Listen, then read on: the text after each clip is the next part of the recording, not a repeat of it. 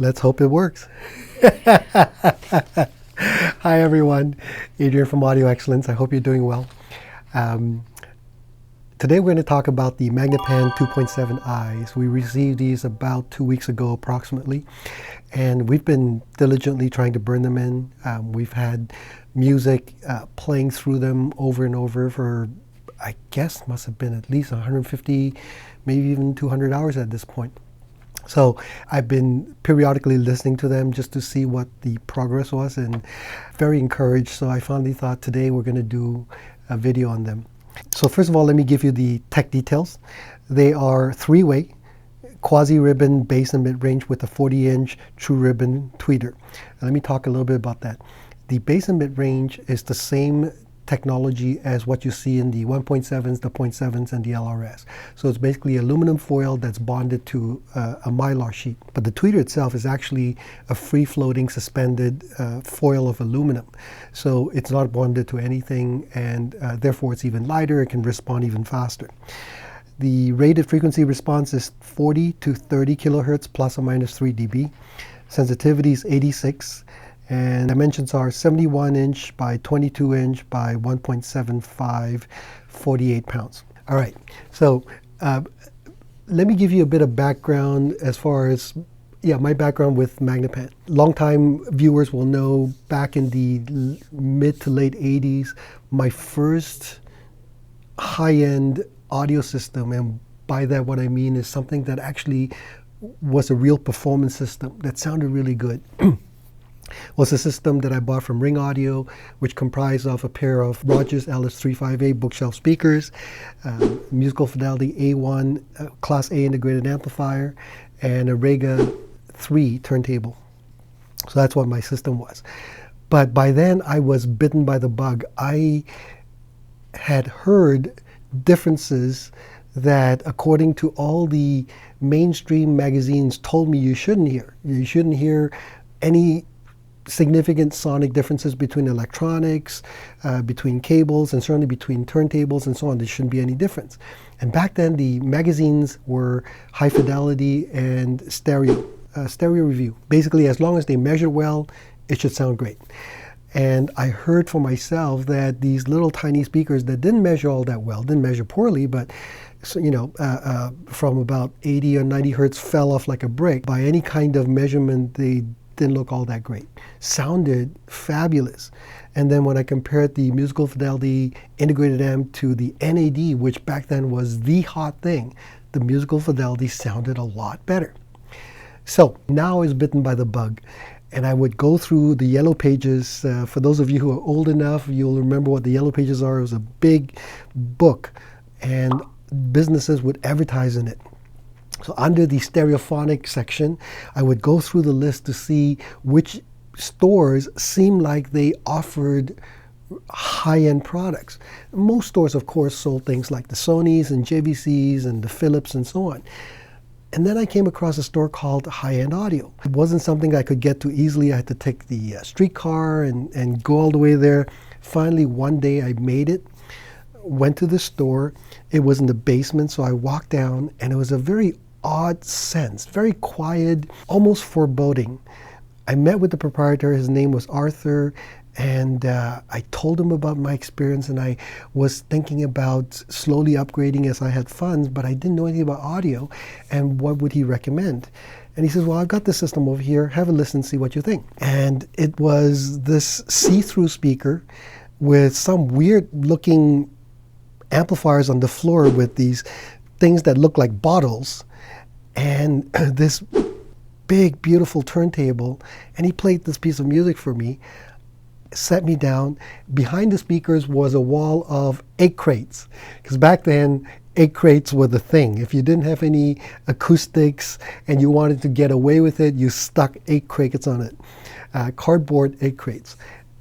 And the sound was transcendent. I fell in love instantly. It was just simply unbelievable. And from that moment on, I was addicted completely. Anyway, I saved some money and went back to see Arthur, and I said, what do you recommend? And Arthur said, well, Actually, the gentleman who was working for him said, well, we just got these speakers that got traded in. They're called Magnepans. I didn't know what Magnepan was because, again, the mainstream magazines never talked about Magnepan.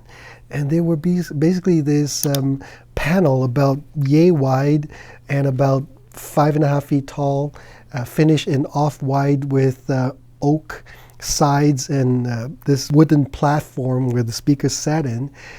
And played it for me, and I fell in love with the sense of openness that the speakers produce. And they were about $800 if I remember correctly, and I said, okay, I'll take them.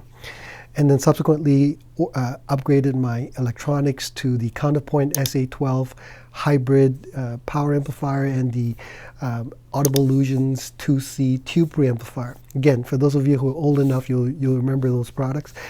And then I bought the VPI HW19 turntable with the Eminent Technology linear tracking tone arm and brought them all home.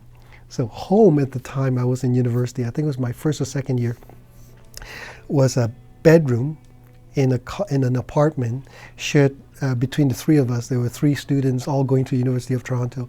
My bedroom was 10 by 10, so very, very small, roughly 3 meters by 3 meters. I didn't have a bed. I didn't have money for a bed. So basically, one night I had gone out dumpster diving and found a mattress, single mattress that was sort of big enough for the bedroom with bed sheets over it.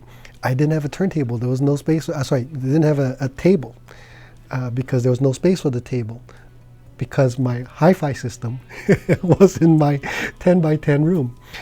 But what a glorious sound it made. I had the speakers 3.5, 4 feet from the wall. I would sit on a plastic folding chair and I would enjoy my music for hours. And sometimes it would just be playing when I would just be reading or studying or making notes. That's how I spent my time whenever I was in the apartment. Those memories came flooding back when I heard that Magnepan had reintroduced the 2 series called the 2.7i. I don't know why or when Magnepan stopped making the 2 series, but they did. They became the 1.5, I think, maybe the 1.6 and then 1.7, and of course the 0.7s and the LRSs, but they stopped making the 2 series. They always made the 3. Now, there's a big difference between the old 2 series and the current 2.7s. For one, the old 2 series didn't have the ribbon tweeter. It was just basically a planar magnetic driver. So it didn't have the sparkling highs and so on, but it sounded wonderful to me regardless. So anyway, when Magnepan announced it, I immediately ordered some. We got ours in and we've been breaking it ever since. So let me talk about the system that we used. I was using the Lumen P1 as a streamer, digital output into the Macintosh MA8950 integrated amplifier, rated 200 watts per channel, and then straight to the Magnepan. So a very straightforward, simple system. And the reason I used that system was because that was what was in this room. I frankly got a bit lazy and I didn't want to start bringing all kinds of stuff in, although, as I will point out in a bit, I did start trying different electronics. So let's start with the good. First of all, physically, they're a little bit smaller than the 3.7s. They're not that small, but they're not visually that bad. Allison will take some pictures and show you. They look okay. They look like they could fit into a normal room and not look overwhelming as opposed to the 3.7s that could. Now, it's important that maybe if you pick different colors and choices, they'll look even better. The one thing that's great about the 2.7i's, if you go to the website, you will see a lot of choices for finishes in terms of whether you want a different color wood or different colored metal styles. And of course, you have the different colored grills as well. I chose black and black, which is absolutely stupid. I generally don't like black, but for some reason, anyway. So that's one of the good. They're not physically that big. They're also not deep. So the speakers don't take up a lot of depth space. And they're also relatively light, so they can slide easily, which we'll get to in a moment. Now, sound. Right off the bat, they produce that effortless openness, airiness that Magnepan is famous for. Whether you listen to the LRS Plus or the 3.7s, they've got that same kind of openness. There's no sense of directed sound out of a box. Now, there are lots of speakers that have sound staging that detaches from the speaker, but they're still, in a sense, more dense and more compact in a way. With the 2.7s, the sound is just big, very much like being at a live event. You get that same kind of sensation of sound that's just there, that just emanates between the speakers. That's the first thing that you'll notice. And then the high frequency air. Now we got in the store the 3.7s, the 1.7s, the 0.7s, and the LRS Plus. These sound very much like the 3.7s. The highs are brilliant, just so airy and effortless in the high frequencies. The detail is just wonderful. Much more so than the 1.7s or even the 0.7s. Those sound, in a way, almost dark compared to these. Now, they're not, I hasten to say, but compared to the 2.7s, these are just sparkly and effervescent. They just have this beautiful, bubbly high frequency, but without any brightness. Something that there are some dynamic speakers that use metal dome tweeters that can give you a similar kind of sparkly, airy quality. But for me, oftentimes they sound harsh and bright. And I mean, in this case, some of the beryllium speakers, some of the metal dome tweeters. I just generally have never liked those very much. I can hear the strengths, but you've got to, for me, you've got to be very careful in how you match electronics and cables to those speakers. Not with these. Didn't have any issue whatsoever. Just have this beautiful, open, airy sound. And then, of course, the mid-range continues that, because you just don't have a box. And when you don't have a box and you don't have an enclosure, you don't get that character of the enclosure. It just has this beautiful quality. I wrote down, you get this fantastic sense of being at the venue, performance venue, or the musicians being in your room. Separation of instruments is absolutely superb. When you listen and you're listening initially, for example, to one or two instruments or one or two voices, and then it starts getting denser and denser, you can easily hear the different mixes within that recording very, very easily. One example I'll give you, I talked about this in the last video. What did we do the last video on? Allison, was it the AccuFace? Yeah. So I mentioned this recording. Yo-Yo Ma plays Ennio Morricone. So the maestro himself, Ennio Morricone, produced, orchestrated, conducted the recording with Yo-Yo Ma. And the cut that I'm talking about is Gabriel's oboe. So right at the beginning, you have Yo-Yo Ma playing his cello, and it's just this very beautiful, very sweet melody. And then the oboe comes in. And then shortly after that, Yo-Yo Ma joins in. And on a lot of systems, I've noticed in the past, that part of the recording is very dense and very thick. And a lot of systems don't tend to separate the two instruments well. Now they should, because the oboe is a very different instrument than the cello, and yet on a lot of systems that I've heard, they just get sort of mixed up into this soup. But with the Magnepans, you can still very clearly hear the differences and different tonalities between the two instruments.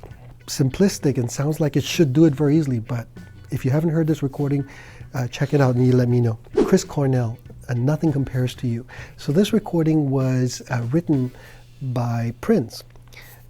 My first experience with this recording was actually by Sinead O'Connor, and I loved her interpretation, just so beautiful.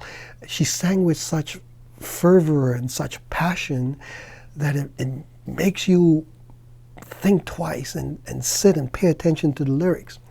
And for me, for the longest time, her interpretation was my favorite. And then I heard this Chris Cornell one, and I thought, wow, this is the male equivalent. He sings with just as much angst and sadness as Sinead O'Connor did. And sadly, both passed away. So anyway, I was listening to it, and the reason I was playing this recording was a number of things. One, again, the dense instrumentation and the emotional aspect of it. There are systems which can do such great things in terms of tearing it all apart, but then do nothing at all in terms of bringing you into the music. Well, this effortlessly did.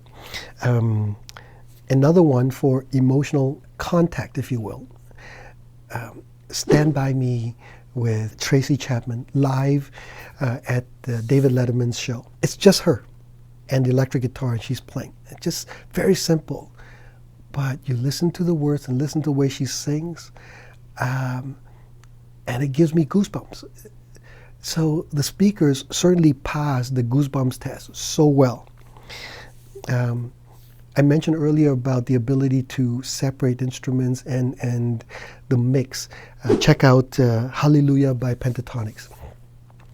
Again, simple, start off, simple vocal, then a different vocalist, and then the instruments get mixed in.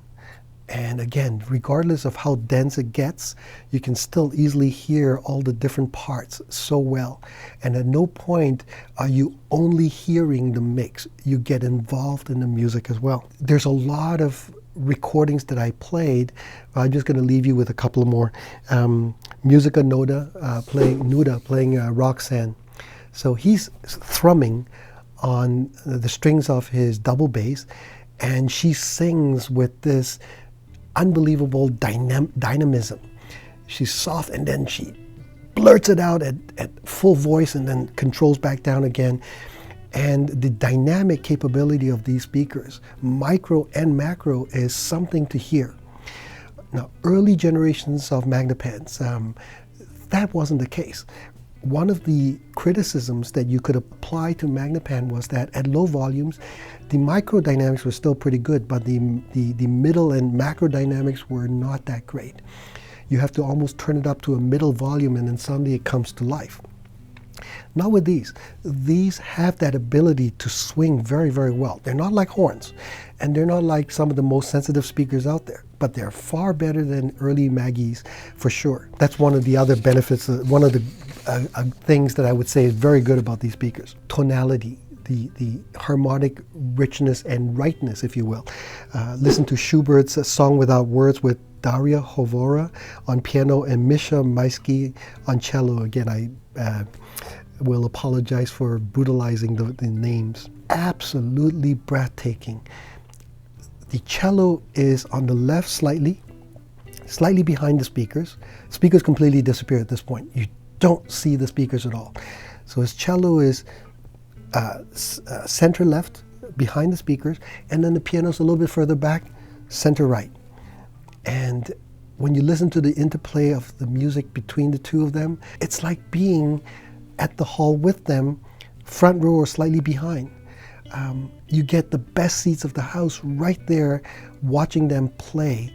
And the melody, oh my gosh, it's so beautiful. Achingly beautiful, I wrote down. And the tone of both the cello and the piano is so real. At this point, I want to make this parenthetical point. I kept writing down, I can't believe these speakers only cost $59.95 US. I mean, I kept writing down, I cannot believe these only cost $59.95. Because in my experience, to get this kind of realism, to get this kind of beauty, you have to spend so much more. Yeah, so I mentioned Chris Cornell just now. Nothing compares to you. What I forgot to mention was how big and how real the soundstage was. He's right there in the room with you singing. The speakers are just not there. And a typical speaker, especially if it's a normal design where the tweeters are, 36 inches or so tall, the soundstage is basically that tall. Typically, maybe you might get a bit more, but you don't get this big space as, again, like the real thing. That's what these do. There's something very special about the whole panel producing the sound. It's just, you have to hear it. I don't know how to describe it. Okay, let's talk about the bad. Number one, they're not easy to drive. Based on the volume level I had and the meters of the Macintosh, I could tell that they were working for their lunch. The meters were swinging.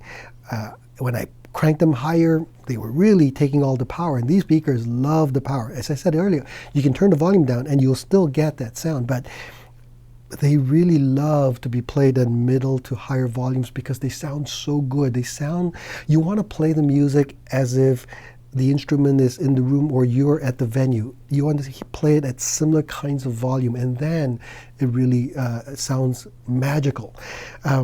So again, you do need a powerful amplifier, and you need something with control and current. So I was using the MA8950, And then I decided, let me try the Hagel. Now, in this room, I had the Hagel H600. The reason is because I'm breaking in a new one that we received from Hagel.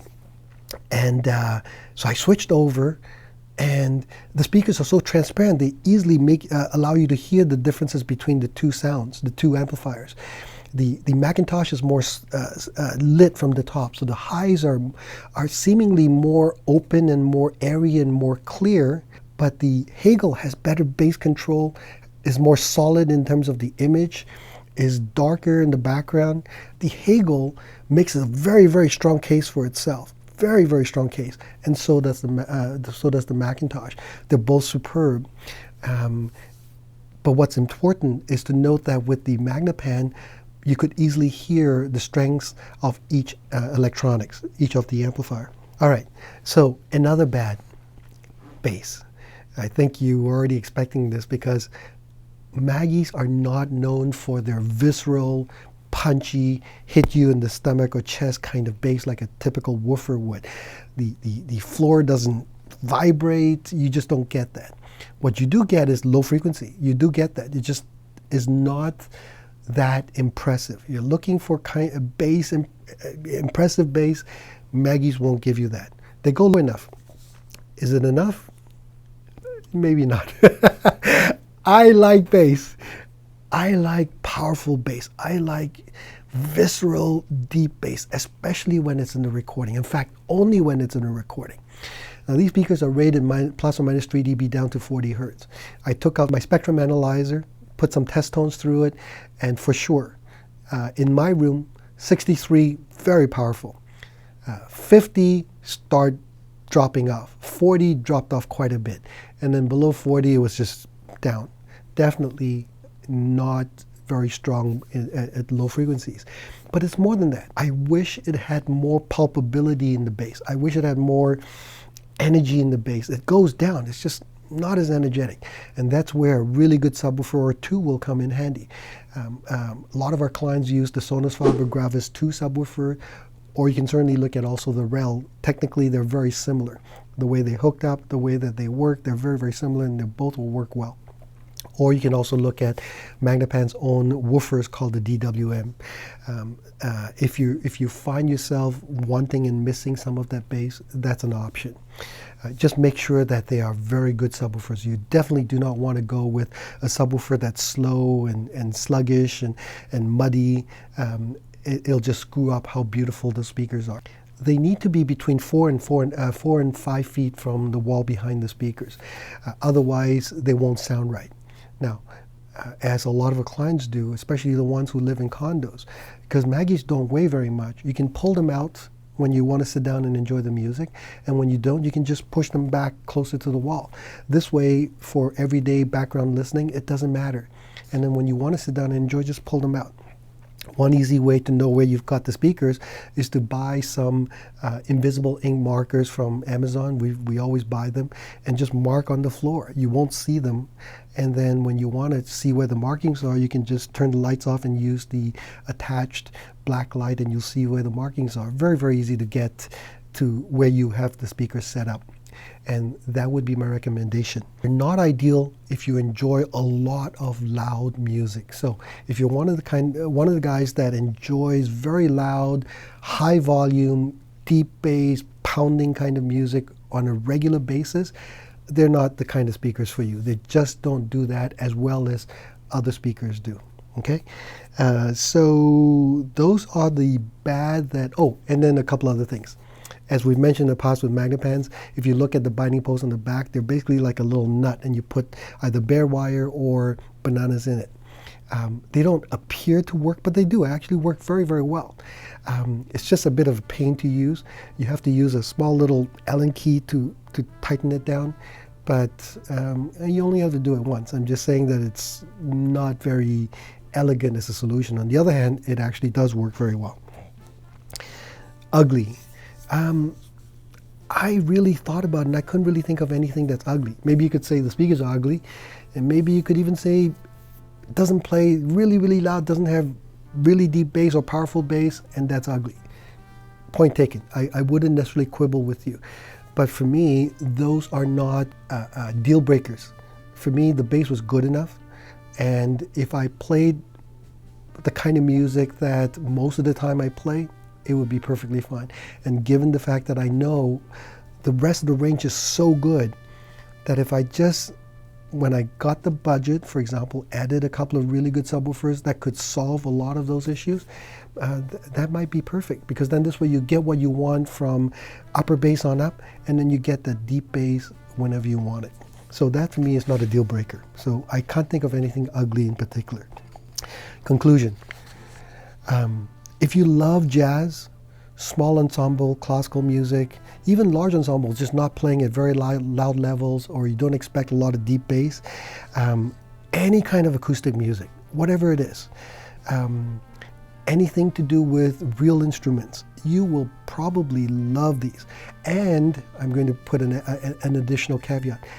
If you know what the live event sounds like, if you can remember the last time you were in front of a trio, or last summer you're walking by on the street and you heard somebody playing a saxophone, if you know what that sounds like, more than likely you will absolutely love these speakers, because they produce that kind of sound, that kind of air, and the kind of ambience so naturally. This is what they do. They are just simply the finest in doing those kinds of things anywhere near its price point. And I mean that sincerely. I think to do anywhere close, you have to spend $20,000, $30,000, $40,000 or more. And I'm not even sure that at that price point, some of those things, in some of those areas, those speakers will still do as well as these speakers do. They're just so good in those areas. Huge soundstage, tall, cavernous. Image is lifelike. It's not just life-size, but lifelike. Tonally very accurate. I love how they sound. They convey the music, the message of the music so well. Transient speed is as good as anything I've heard. Tweeters, perhaps one of the finest tweeters, certainly among the very best. It's got all the detail and all the clarity, all the speed without any kind of harshness that I could hear. They are incredible value if, and here's where the caveats come in. Number one, you don't play your music too loud. And when I say too loud, I guess it's subjective. For some people, it's way too loud. For some people, it's nowhere loud enough. You must have a powerful amplifier with current and bass control to give you the very best sound possible. If you don't primarily and only play very loud, hard rock, metal, bass heavy, EDM, etc., then these speakers might be for you. Your room must be able to accommodate the speakers approximately 4 to 5 feet from the wall, and you need to be able to also sit between 8 and 10 feet away from the speakers. Then they'll give you the magic. All right, so that's my conclusion of these speakers. If you've heard them, please share with me and share with the rest of us your feedback. If you haven't heard these, but you have heard the other Maggies, do you like them? And if you do, tell us about it. What electronics did you use? If you've heard them and you don't like them, any Maggies at all, share with us. And I would really love to hear that feedback. As many of you may or may not know, I read almost every comment and I try to reply when I can, but I love to read your feedback. So anyway, please do so. Thanks for watching, and I'll see you again next time. Take care. Bye-bye.